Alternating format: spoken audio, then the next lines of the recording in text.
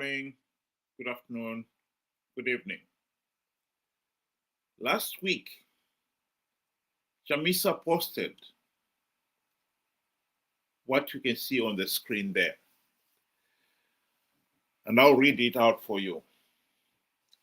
Even people who put burglar bars and security systems can also be robbed. I'm not a Messiah. Jesus Christ is. I'm only a citizen trying to make a difference, just like you. And we shall overcome. Zimbabwe will be better and stronger in a new direction and under a new leadership. The title was National Leadership.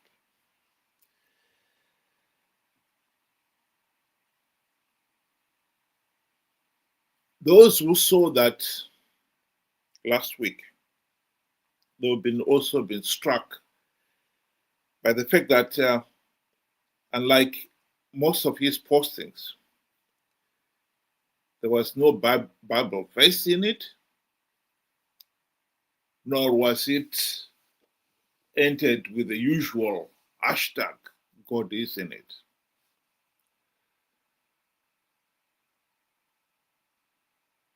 And of course, his confession that he is not the savior is only a citizen, a mere mortal.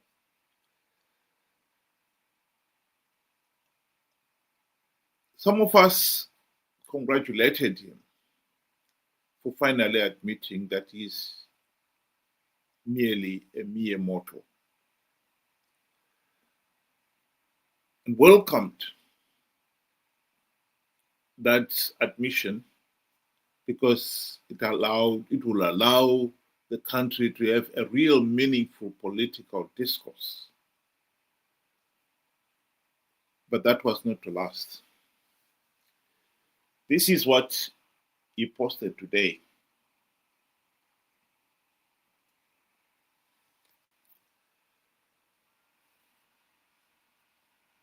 We're back to the Bible verses, and it was finished with the usual hashtag, God is in it.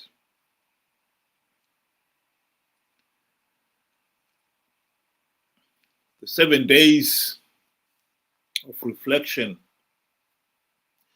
have convinced him that other than the Bible verses, he really has nothing else to say. Chamisa conned the people of Zimbabwe to participate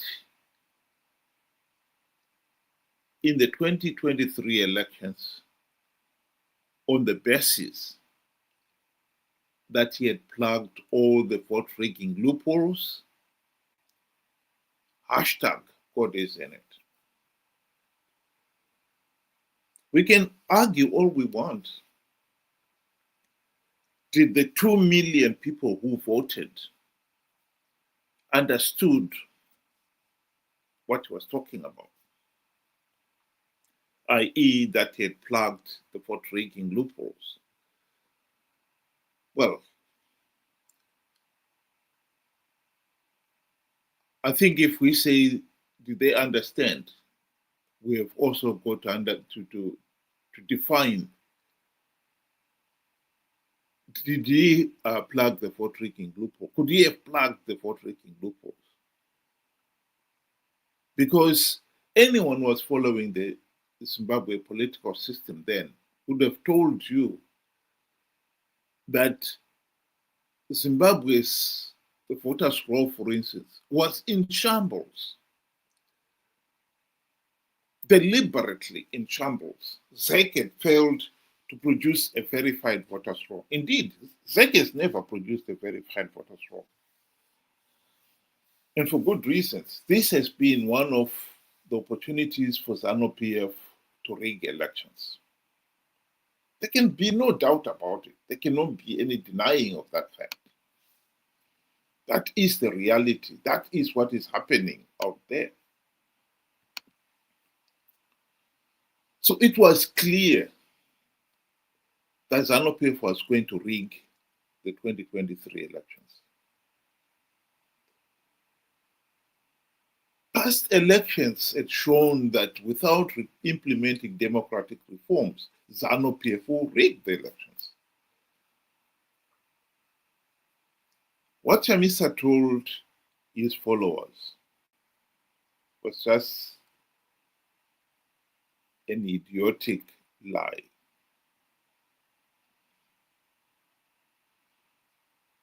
What is interesting here is that they believed him. That is the tragedy of Zimbabwe. So did the 2 million who voted for Chamisa in 2023 understand what Chamisa meant by saying I plugged all the vote rigging loopholes? No, they didn't.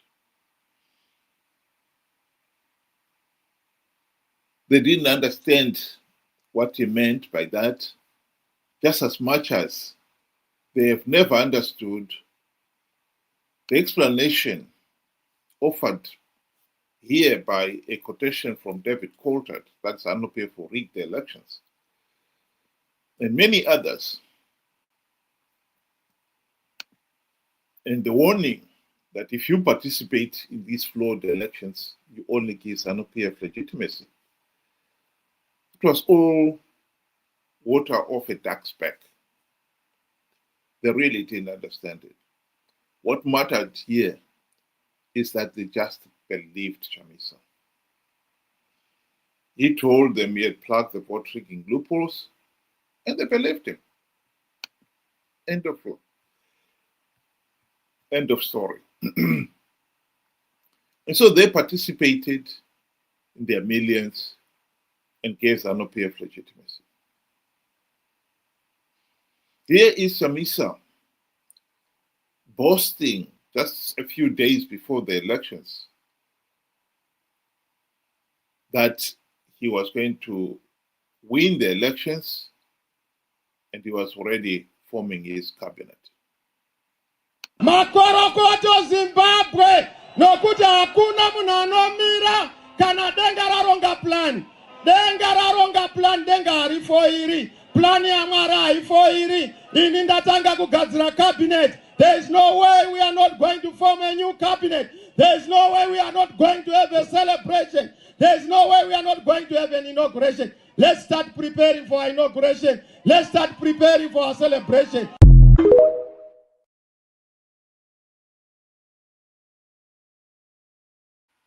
The truth is, he was lying. Here is one occasion where somebody actually did take Chamisa to task for his lying. Ende patakasangana na Trump akatibvunza naye vakomana, mari yamuri kuda kuti nyika ifambe imari. Serious questions were raised about your behaviour in Washington, D.C. You did see some senior people on Capitol Hill, some Congress people, but you also claimed that you'd seen Donald Trump. You claimed you had a conversation with him in which you said he asked you how much you needed to move the country forward. You told him $15 billion, and he said to you that he would provide the money if you won the election. That was not true, was it? Sangana na Trump akatibvunza naye vakomana, mari yamuri kuda kuti nyika ifambe imari. It was not true that you'd seen Donald Trump and that Donald Trump indicated to you that he would provide, if you won the election, $15 billion. All those statements were said by other people, not what I said. Akasangana na Trump akatibvunza naye vakomana, mari yamuri kuda kuti nyika ifambe imari. Well, no, because there is a video which shows you at a rally in January back home in Zimbabwe saying that Donald Trump had pretty much promised you $15 billion. To be clear, because some people in Zimbabwe are still confused, you're now telling me you did not meet Donald Trump. We did not. The truth is, Chamisa is a liar. Chamisa is corrupt, he is incompetent, and he doesn't want to face democratic scrutiny. So he is once again escaping to Bible verses and hashtag God is in it, knowing fully well that he will be able to con millions of Zimbabweans to participate in flawed elections out of greed. The key here is, as much as we cannot stop Zanu PF rigging the elections, what we can do is make sure that he doesn't have political credibility, political legitimacy. If the opposition does not participate in these flawed elections, Zanu PF will lose political credibility. The process will lose credibility and Zanu PF will lose legitimacy. Here is Margaret Dongo trying to explain that very point.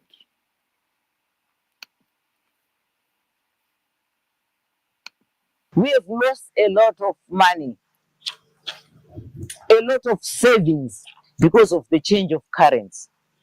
So you can't actually embark on any project, because if you embark on any project, there's no guarantee that you sail through. You keep talking about corruption. How deep, how endemic is corruption in this country? From you, I mean, you sit in the Central Committee, and I'm sure you still have colleagues. It's like tea. Chai, Kenyans call it chai. It's like tea. Now it's no longer in the hierarchy only. It's now, it is developed even in the grassroots. It's even more worse in the grassroots, because these are the grassroots people who see their leaders being corrupt. So they are thinking that it's a type of life that should exist. And then the corruption is shrunk right to the grassroots. There's now corruption everywhere. Worse off with the leadership. Because they have a look. You asked me a very good question. You were in the Central Committee. You were a member of Parliament. You were this and that. Why are you feeling the pinch? It's because, you know, I didn't believe in corruption. I'm not a selfish person. I'm a selfless person. And I'm like a social worker. You know, politics is not a business. This is what I want to remind most of our MPs and other people. Do you think they look at it as a business? Yes, they look at it as a business. Because they look at it as a business seriously. Because the moment they go, business and employment creation. Because if they go to Parliament, you are employed.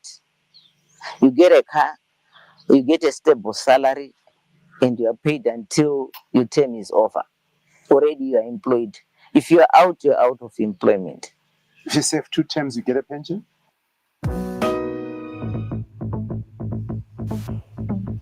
Co-pilot, how do I simplify my research so people don't fall asleep during my presentation? You get a pension. Then already, this is why people kill in politics.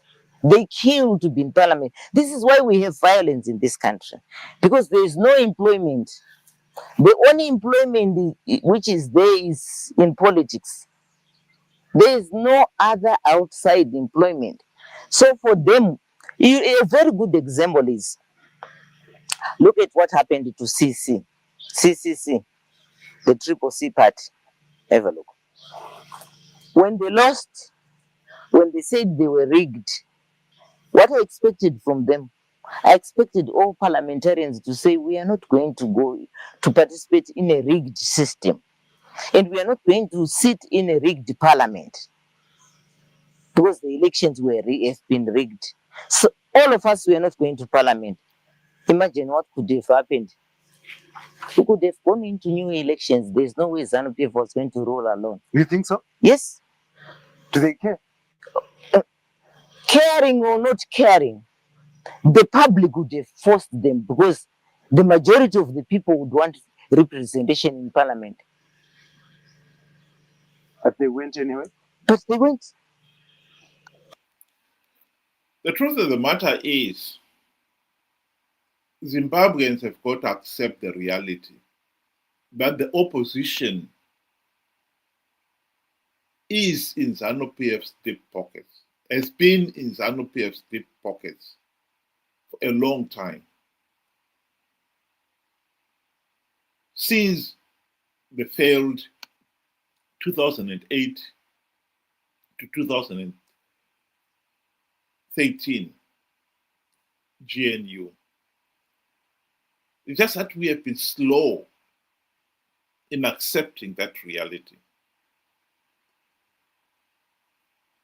The opposition participated in the elections since the GNU, knowing fully well that Zanu PF was rigging, knowing fully well that by participating, they will only be giving Zanu PF legitimacy. That is the reality. That is exactly what David Coltart was saying in the book, in the quotation that I've presented to this on this platform again and again and referred to.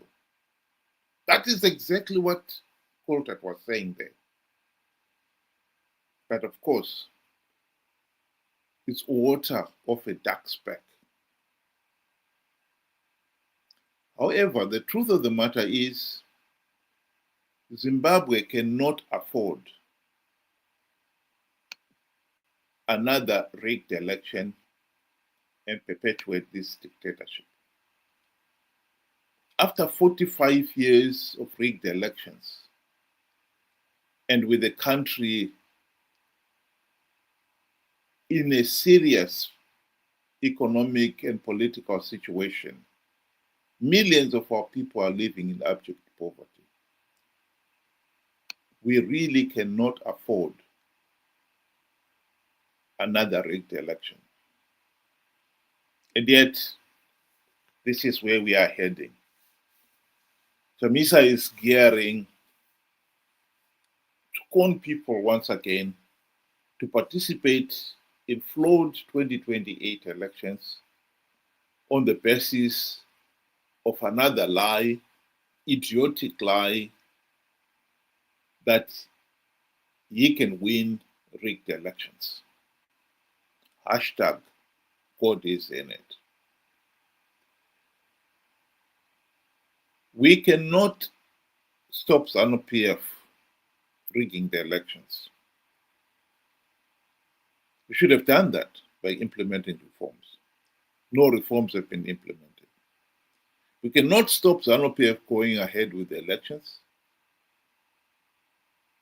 And we cannot stop the opposition participating because they are after the few gravy train seats on offer. What we can do is stop the Chamisa Chete brigade participating in these flawed elections in their millions as they did in the past.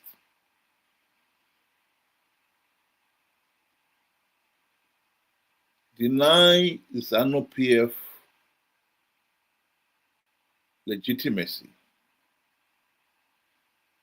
and Zanu PF will not get away with the rigged elections. That is where the battle line is drawn. It's not going to be easy because these Chamisa Chete brigade members